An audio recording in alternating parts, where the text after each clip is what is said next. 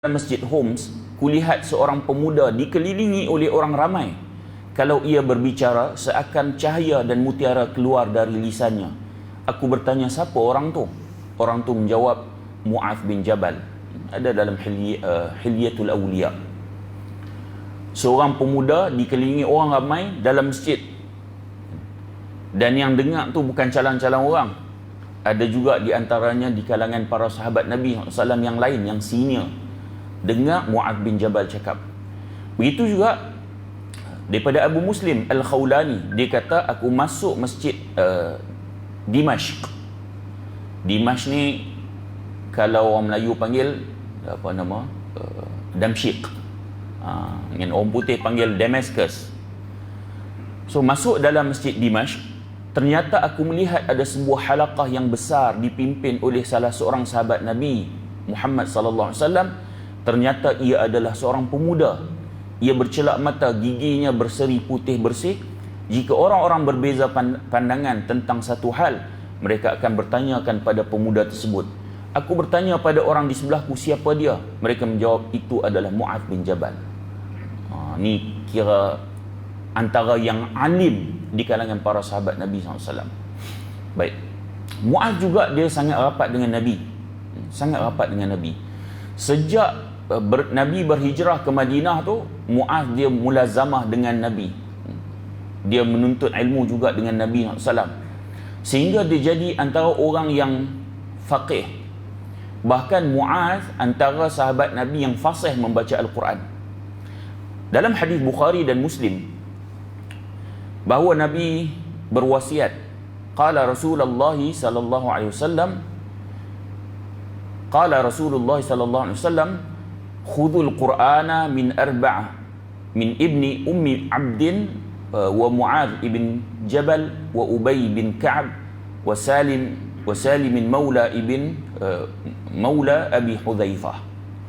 Ambillah Al-Quran, kata Nabi, daripada 4 orang. Daripada Ibnu Ummi Abdin. Yang ni gelaran kepada Ibnu Mas'ud. Ibnu Mas'ud ni juga salah seorang yang faqih di kalangan para sahabat. Kan? Salah seorang yang faqih. Antaranya lagi siapa lagi? Ibn Abbas. Ibn Abbas juga seorang pemuda. Dan mungkin nanti kita boleh bincang tentang Ibn Abbas, seorang pemuda juga. Nabi wafat, umur Ibn Abbas 13 tahun. Tetapi dia menjadi rujukan di kalangan para sahabat. Ibn Abbas. Baik. Kemudian Mu'adz bin Jabal dan Ubay bin Ka'ab serta Salim. Salim ni dia bekas hamba kepada Abu Hudzaifah. Islam dia tidak membezakan dia ni bekas hamba, tak. Walaupun dia bekas hamba, tetapi dia mendapat kedudukan dalam Islam sehingga Nabi menyebut nama dia. Ambil Quran daripada orang ni. Mu'adz bin Jabal dia kata, satu hari Rasulullah pegang tangan aku, kata Mu'adz. Kemudian baginda bersabda, macam hadis kita baca tadi, ya Mu'adz, wallahi inni la uhibbuk. Wahai Mu'adz, sesungguhnya demi Allah aku sangat sayang pada kamu. Lalu Mu'adz jawab, bi abi anta wa ummi wallahi inni la uhibbuk. Ibu dan ayahku menjadi tebusan. Mu'adz jawab, demi Allah sesungguhnya aku juga benar-benar mencintaimu. Mu'adz jawab, bila Nabi kata aku sayang kat kamu, Mu'adz jawab aku juga sayang pada kamu. So menjadi sunnah, kalau orang kata aku sayang kat kamu, menjadi sunnah kita jawab juga aku sayang juga kat hang. Kan? Aku sayang juga kat hang. Kan? Bila aku sayang kat hang, kita maluan jawab juga. Sebab kita tak biasa. Aku pun sama. Kan? Kalau tak mau sebut pun, sekurang-kurangnya apa, cinta berbalas, tidak bertepuk sebelah tangan. Sayang sesama lelaki ni sayang kerana Allah. Kan? Sayang kerana Allah. Ada tak orang-orang yang kita sayang kat dia? Kan? Sayang tu kerana Allah. Kita suka tengok dia pun sama-sama duk main masjid. Tuan-tuan, kan ada hadis yang sebut nanti di dalam syurga nanti orang beriman ni dia cakna dengan kawan-kawan dia, sahabat-sahabat dia di dunia dulu. Sehingga bila dia tengok kawan-kawan sahabat dia tak ada, dia tanya ke Allah. Kan? Orang yang pernah salat dengan aku, puasa dengan aku, maknanya dia diberikan ruang oleh Allah untuk memberi syafaat. Sehingga Allah pergi cari, suruh malaikat pergi cari kat neraka orang yang dia ni minta ni. Sebab tu sahabat ni penting. Cari orang yang saleh yang menjadi sahabat. Mudah-mudahan esok kalaulah wal'iyadzubillah, kan, tak ada senarai dalam syurga tu, kan, dialah yang akan menyebut dan mencari kita.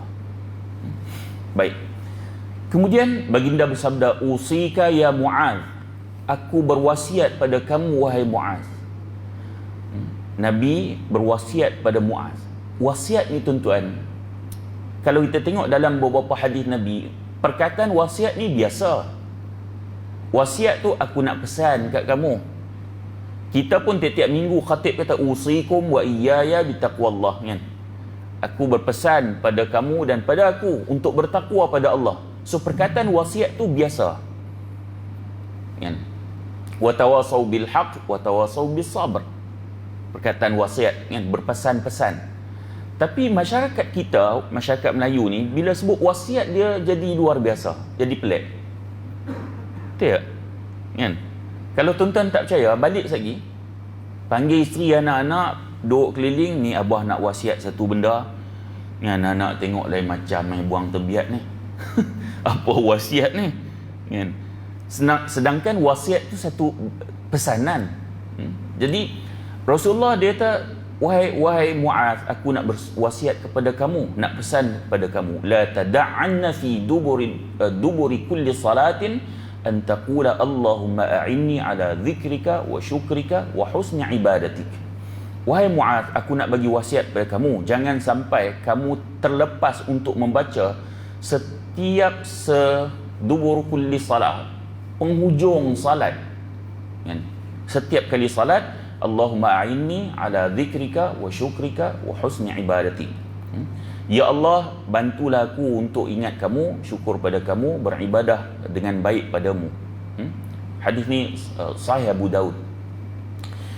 Maknanya Nabi SAW, Nabi doa salat ni, Nabi doa sebelum memberi salam. Kan ada doa yang masyhur Nabi baca, Allahumma inni a'udzubika min azabil qabr wa a'udzubika min azabi jahannam wa a'udzubika min fitnatil mahya wal mamat wa a'udzubika min fitnati syarril masiihid dajjal. So sebelum bagi salam, baca dulu doa yang Nabi baca ni. Dan Nabi juga pesan, Allahumma a'inni ala dhikrika wa syukrika wa husni ibadatik. Sayangnya orang kita, bila dia dah fil alamin innaka hamidum majid, imam tak bagi salam ni, dia diam. Sayang. Doa yang Nabi baca tu. Dan kalau ada masa lagi boleh doa apa-apa pun. Rabbana atina fid dunya hasanah wa fil akhirati hasanah. Doa yang kita rasa kita faham makna. Kan? Sebab doa ni minta. Kalau minta tak faham apa yang kita minta, dia tak jadi minta. Syukur di perlih ni, kan, buat macam mana Nabi buat lah, kan. Nabi tak berdoa secara berjemaah, kan. Kalau nak doa sendiri-sendiri.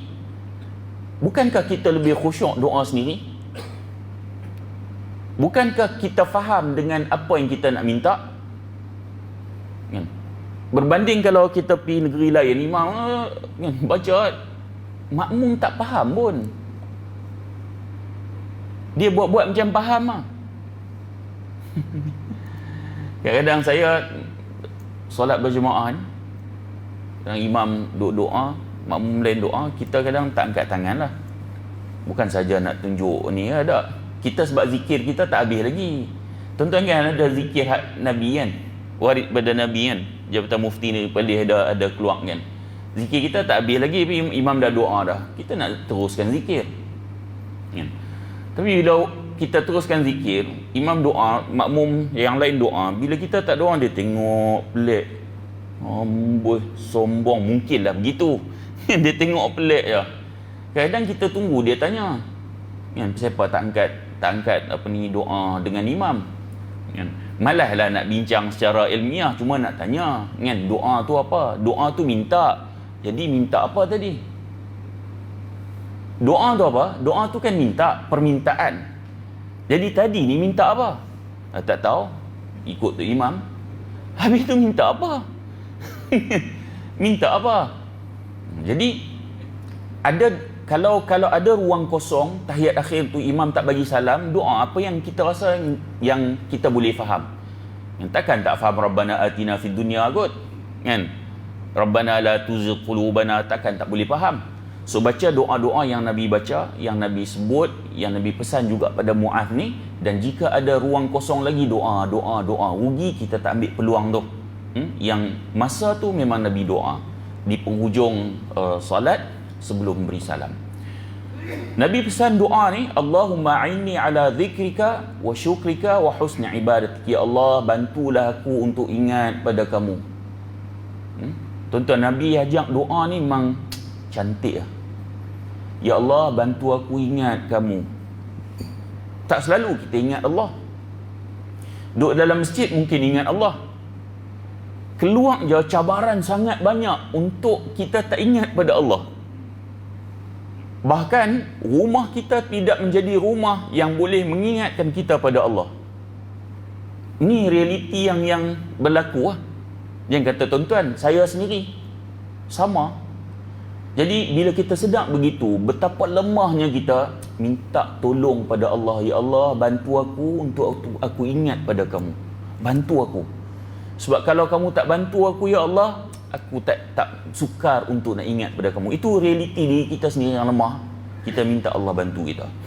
Kemudian bantu aku untuk syukur pada kamu. Berapa banyak benda yang Allah dah bagi banyak, kita tak syukur.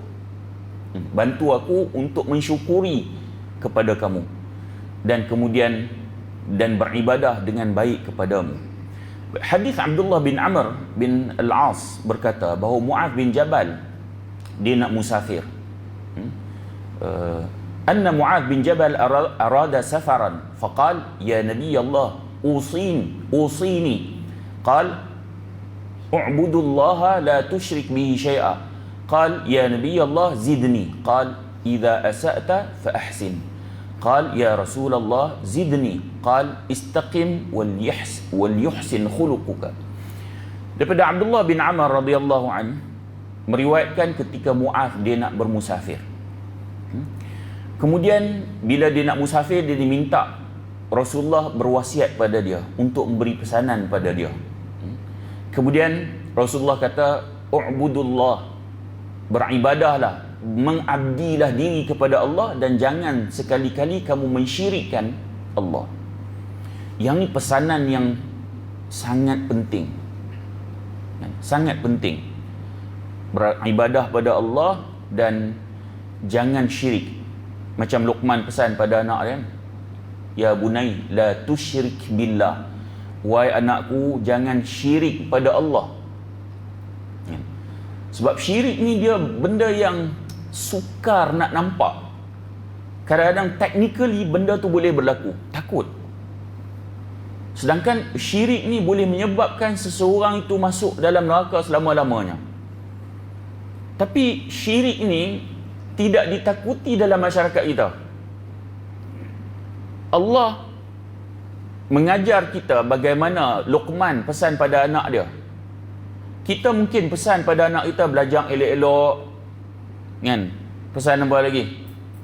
Jangan bohong, jangan curi, jangan tipu orang. Tu pesanan, antara pesanan-pesanan kita pada anak kita. Antara pesanan yang diabaikan, yang diajar oleh Allah adalah la tusyrik billah, jangan syirik pada Allah. Sebab tu syirik ni dia tak jadi benda besar dalam masyarakat kita. Sebab pesanan ni tak diberikan hatta daripada seorang ayah kepada anak. Jadi Nabi pesan pada Mu'adh, jangan kamu syirik. Jangan kamu syirik. Baik, syirik ni bukan sekadar sembah berhala.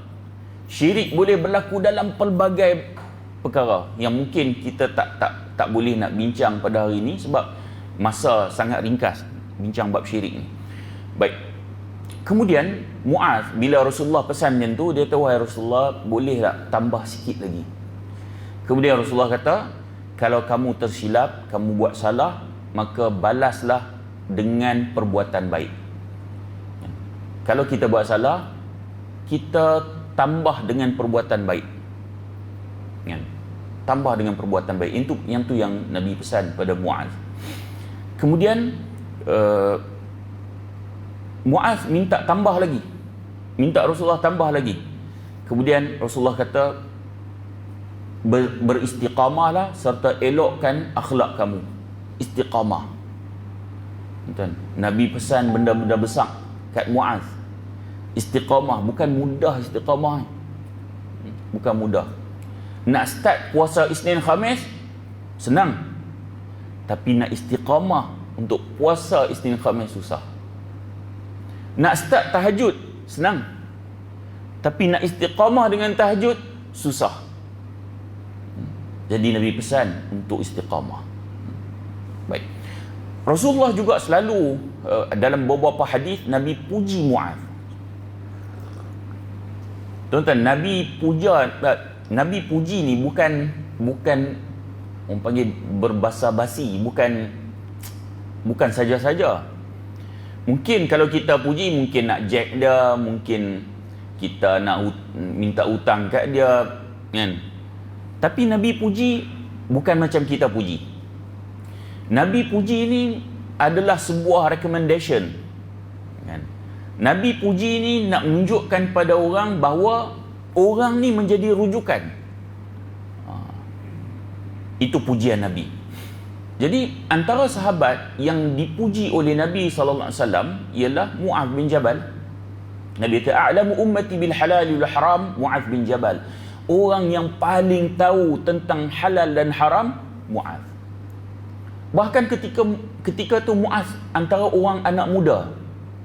Nabi kata ni yang antara yang paling tahu tentang halal haram ni Muaz, seorang anak muda. Itu juga hadis Abu Hurairah, Rasulullah bersabda, "Na'imar rajula." Kita mudah lewat, saya baca terjemahan. Laki terbaik adalah Abu Bakar, Umar, Abu Ubaidah, Usaid bin Hudayr, Thabit bin Qais bin Syammas, Muaz bin Amr ibn Jamuh, dan Muaz bin Jabal. Nabi juga bersabda, "Innahu ya'ti yaumal qiyamah imamal ulama bi Rabwah." Sungguhnya akan datang pada hari kiamat nanti sebagai pimpinan para ulama, di depan mereka sejauh lemparan yang jauh. Hadis riwayat Al-Hakim. Nabi kata Muaz ni dia menjadi pemimpin di kalangan ulama. Ulama tu kira hebat dah. Ni bukan ulama su lah. Ni ulama yang benar.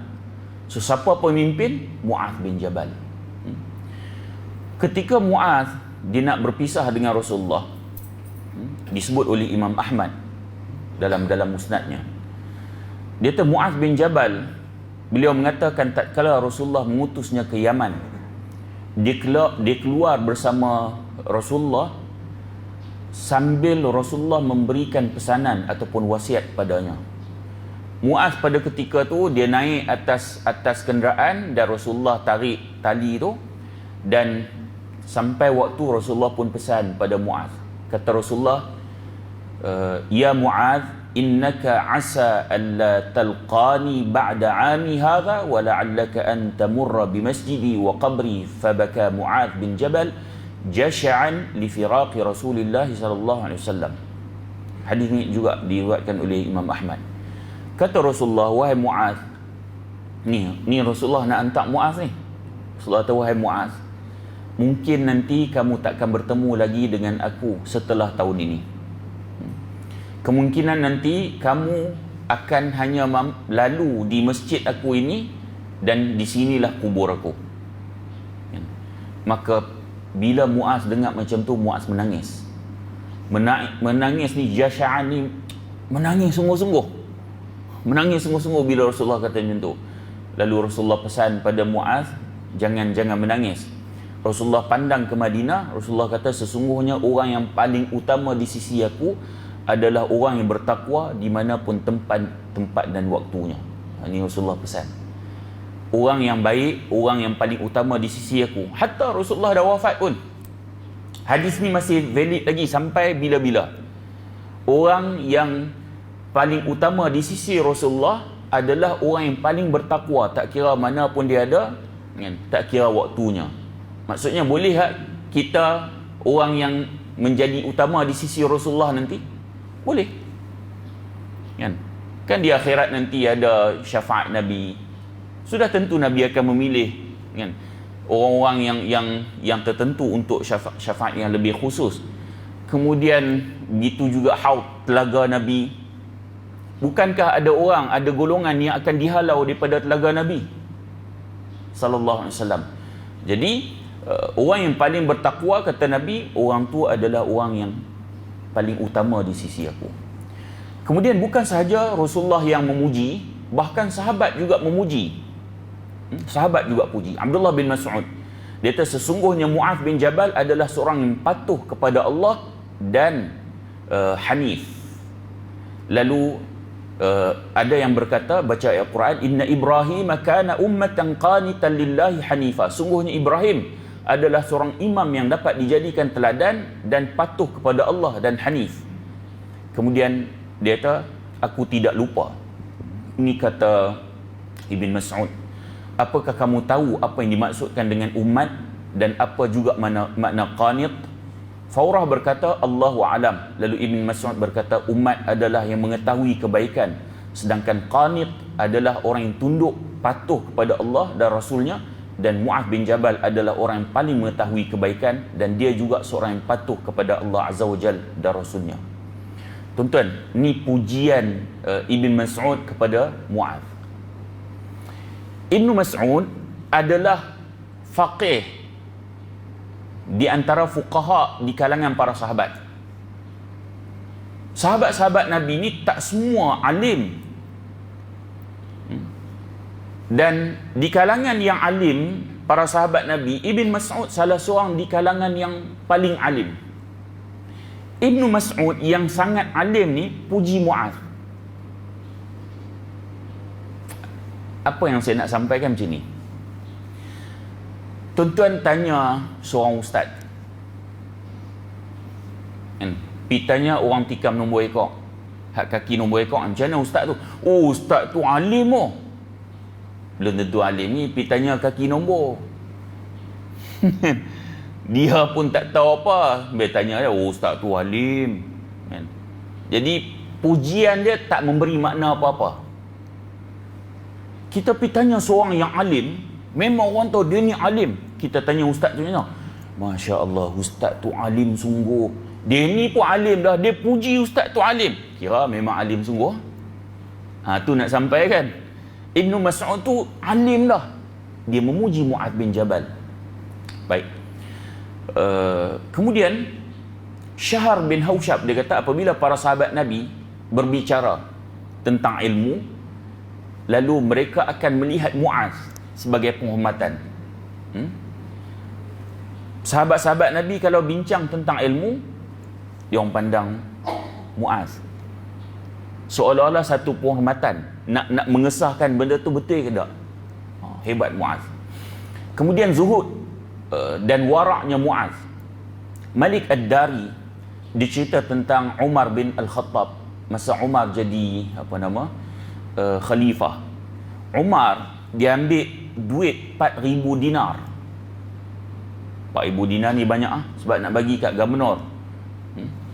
Lalu dia Umar masukkan dalam bungkusan. Kemudian Umar panggil pembantu dia. Umar kata, bawa ni pergi bagi pada Abu Ubaidah Al-Jarrah. Abu Ubaidah ni Umar sayang. Umar lantik Abu Ubaidah Al-Jarrah menjadi gubernur di Syam. Ketika Sayyidina Umar radhiyallahu an nak tukar Khalid Al-Walid kepada panglima lain, Umar meletakkan Abu Ubaidah Al-Jarrah.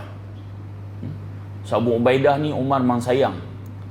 Kerana Abu Ubaidah Nabi sebut orang yang paling amanah dalam umat ni, Abu Ubaidah Al-Jarrah. Lalu Umar dia masukkan 400 dinar, dia bagi pada pembantu dia, suruh bagi pada Abu Ubaidah Al-Jarrah. Tapi pesan Umar, dia kata, kamu tunggu dulu. Jangan pergi mana lagi, tengok apa yang Abu Ubaidah buat dengan 400 dinar ni. Lalu pembantu Umar pun berangkat pergi jumpa Abu Ubaidah, dan bila sampai pada Ubaidah, dia serahkan duit. Kemudian dia kata kepada Abu Ubaidah ni, Amirul Mukminin berpesan pada kamu agar sebahagian daripada wang ini dimanfaatkan untuk keperluan kamu. Dia kata, Umar pesan sebahagian duit ni kamu ambil lah untuk keperluan kamu, 400 dinar ni. Apa Abu Ubaidah buat? Abu Ubaidah dia doakan kepada Sayyidina Umar, moga Allah merahmatinya. Kemudian dia panggil pembantu dia. Dia panggil pembantu dia, dia bawa 7 dari wang ni menuju kepada si fulan, 5 untuk si fulan. Dia senaraikan pada dia ni fulan sampai duit tu habis. Maknanya Abu Ubaidah tak ambil 1 sen pun daripada duit yang Sayyidina Umar bagi pada dia. Dia gubernur. Baik. Kemudian pembantu Umar ni balik jumpa Umar, cerita tentang zuhud dan waraknya Abu Ubaidah. Tak ambil sikit pun. Padahal salah kalau dia ambil? Tak salah. Dan memang Umar suruh ambil sebahagian pun, tapi dia tak ambil. Baik. Kemudian Sayyidina Umar dia ambil bekas dan dia buah duit yang sama, 400 dinar. Dia suruh pembantu ni bawa pula kepada Mu'adh bin Jabal. Umar pesan yang sama, jangan pergi mana lagi, tunggu tengok apa yang Mu'adh buat.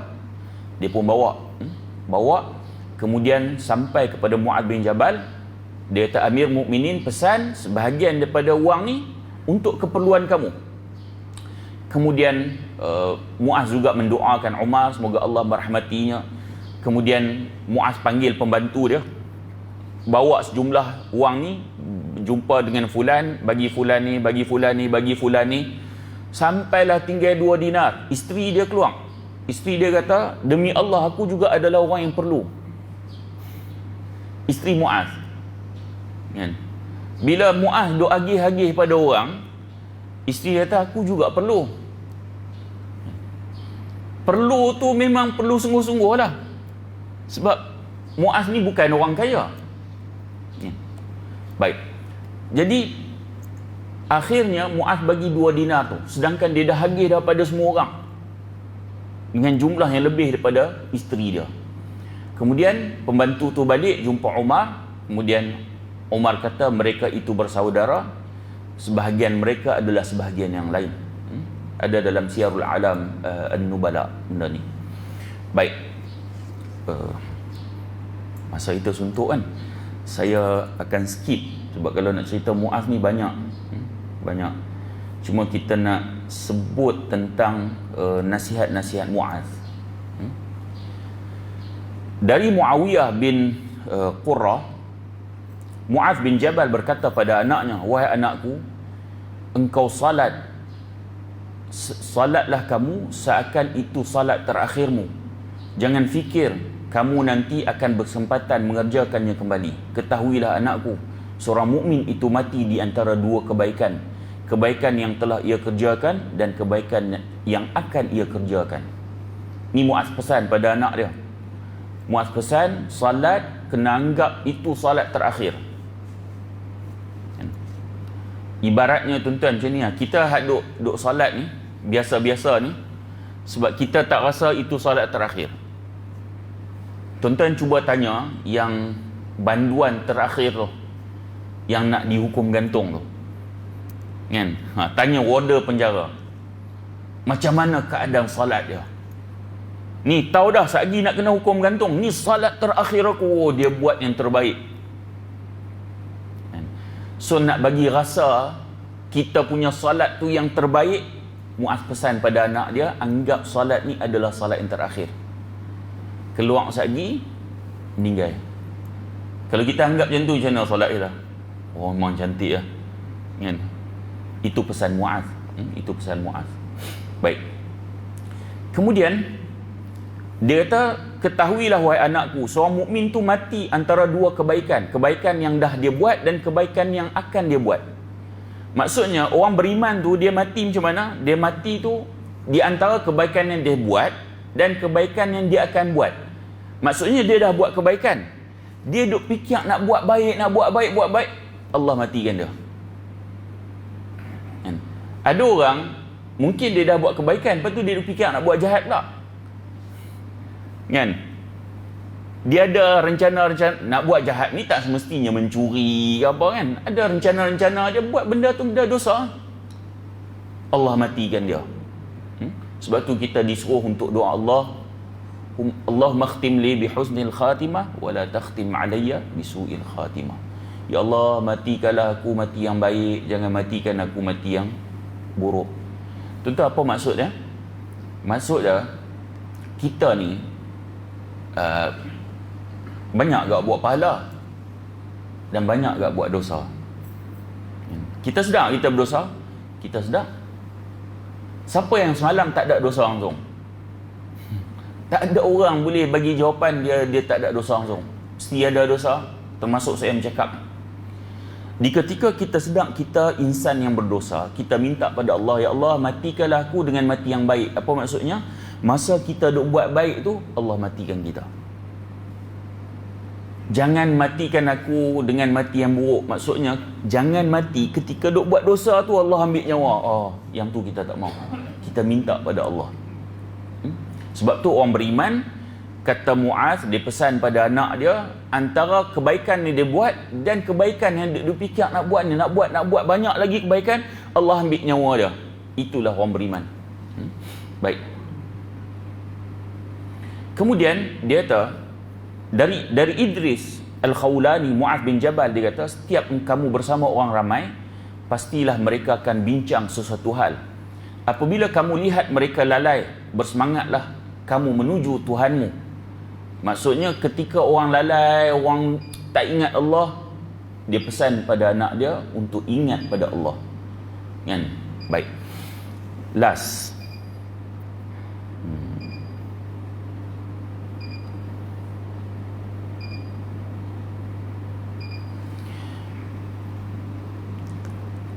Tariq bin Abdul Rahman mengisahkan bahawa tersebarnya ta'un di Syam.